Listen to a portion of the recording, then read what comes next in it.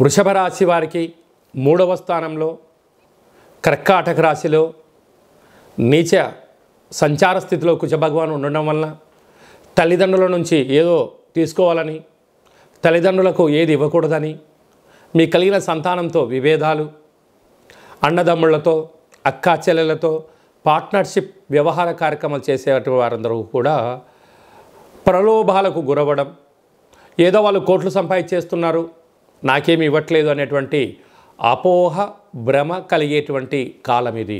కనుక ఇలాంటి కాల సమయంలో మౌనం, ధ్యానం, ఏకాగ్రత, ప్రతి విషయాన్ని పరిశీలించడం, తొందరపడి మాట్లాడకపోవడం మంచిదని చెప్పి గమనించాలి. లేకపోతే ఈ యొక్క మానవ సంబంధాలు ఆర్థిక సంబంధాలు నేర సంబంధాలుగా మారేటువంటి పరిస్థితి చాలా అధికంగా ఉంటుందని చెప్పి గమనించాలి.